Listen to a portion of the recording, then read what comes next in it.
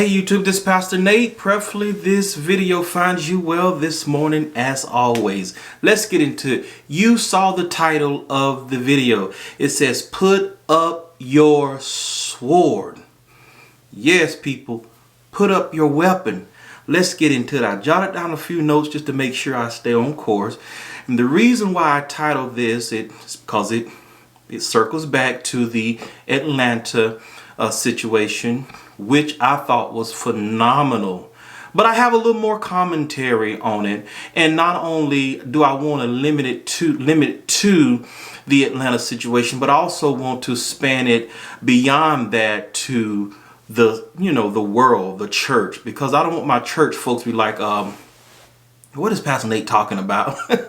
So I know I make a couple of videos, they be like, what is he talking about? So I want to make sure I touch them too, and I explain it as I go along. Yeah, put up your sword, because many of us windmill and we fight for other people tooth and nail. We take up for folks and find out later on that it makes us feel a kind of way, a certain kind of way, as we saw this weekend. Now, I am a proponent of forgiveness and collaboration. I love when people come together, especially when they were nemesis or enemies with each other, and then they find a way to come together.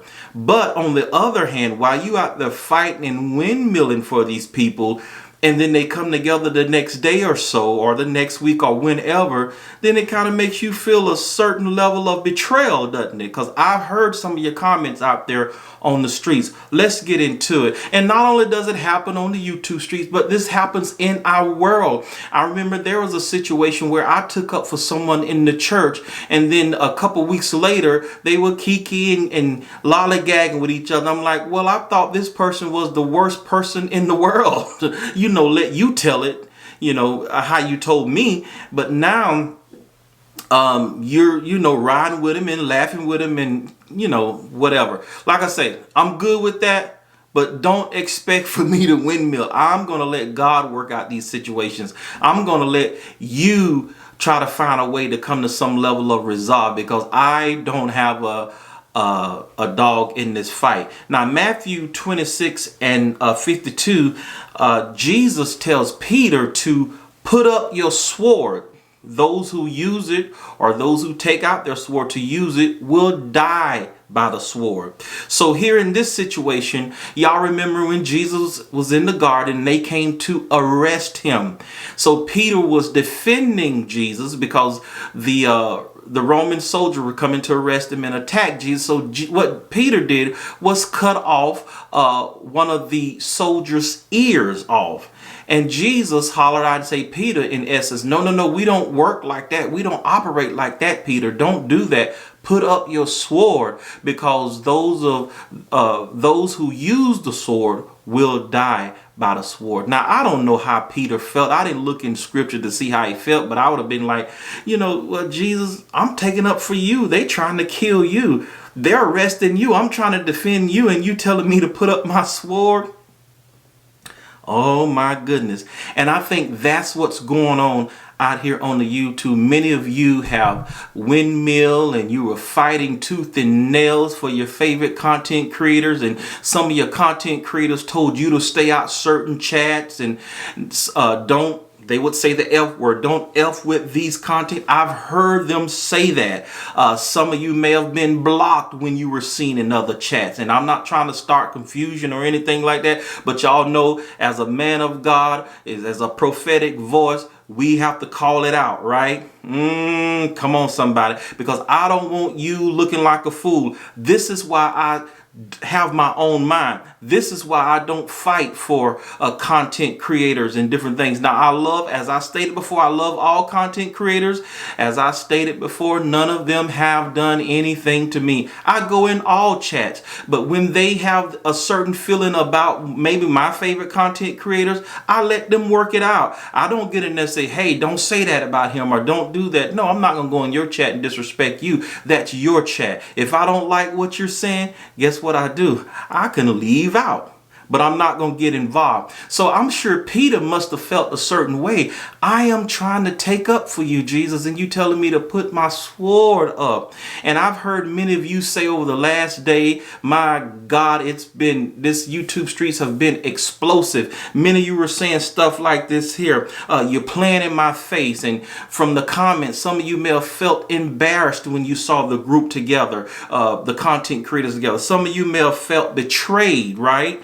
Some of you, I'm just looking at my notes here. These are some of the things that I was hearing people saying. Some of you were very angry and upset, and some may have been hurt. And some people are unsubscribing to these content creators because now you deem them to be fake. You're doing all this beefing and this fussing back and forth, but now you together. So you're unsubscribing. Now, subscribers, I don't think it's that serious. I wouldn't unsubscribe, right? But I guess some people are more emotionally invested than others. You know, some people have more of an affinity for some than others, and we're just so emotionally attached and invested that we're unsubscribing. Well, I didn't unsubscribe to none of them, because I've seen this type of behavior before in the church. You know, all this stuff that's going on that you see on TV, it goes on in the church. And I'm not trying to badmouth the church, but when you're raised in the church all your life, you see the good, the bad, and ugly. You experience everything. And I thank God because I get a lot of my wisdom from the church, and I know how to deal with things. So yeah, many of you are feeling betrayed, and many of you are saying they're playing in our faces and things like that. That's why I don't windmill.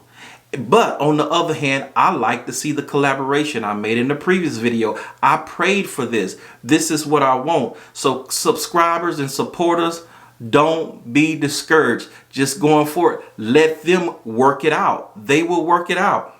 Let's see. I got something else here. All right. And you remember the old folks used to say when we would try to defend someone, maybe like a marriage or something, you see a husband and wife arguing, and they would tell you, stay out of that. That's not your business. That's not your concern. I heard that all my life growing up. I felt a certain kind of way because I thought maybe a family member or somebody shouldn't have been talking to another person in a certain way or treating another person. And I would express my anger or how bad I feel toward that person. Or I would tell my mom or my grandma, I'm like, do you know such and such was doing this here? And she would respond and say, stay out of that. And it's kind of like a slap in the face. I'm like, wait a minute here now. I feel attached to this person, and you telling me to stay out of it? I got offended. And many of you are experiencing that feeling right now. Just let this be a lesson going forward.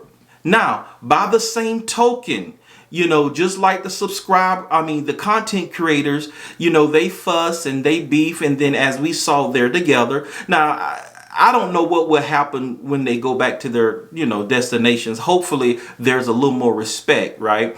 But by the same token, subscribers can betray content creators too, right? We've seen it out there where they're singing your praises in your chat, and they're telling you how wonderful you are, how they'll ride for you, but they go in somebody else's chat while that other content creator is dragging you. They're dragging you.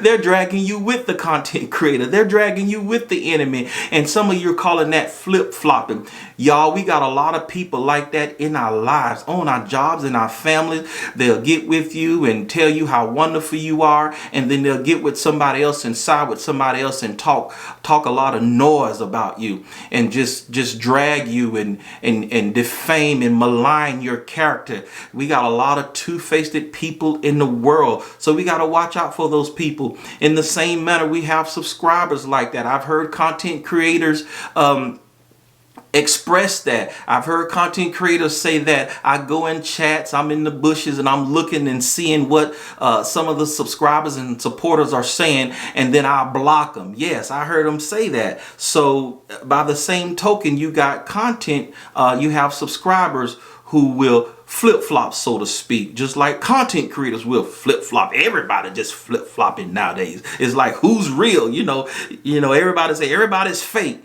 But y'all, we got some real folks in the world. That's why I just stay out. I don't windmill. I don't fight for anyone. Now, I'll pray. Now, if you have a question, you have advice, I'll give you my opinion on what you should or shouldn't have done or how to handle it the best I can. But I'm not going to get in the middle and fight. And this is also in scripture. Y'all remember Peter? And this represents subscribers and supporter. You remember Peter told Jesus, hey, I'll die with you. I'll stand with you. Yes. And we got subscribers that say the same thing. You think they're riding with you, content creators, but they're, they're betraying you in other chats. Peter did Jesus the same way. I'll ride with you, and so to speak.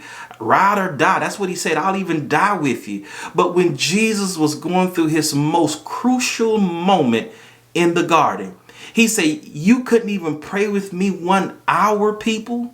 And not only did Peter say that, but the other disciples, they agreed too. Yes, I'll be with you, Jesus. Yes, I'm gonna stick with you to the end.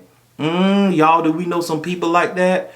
Friend, we can't get emotionally invested.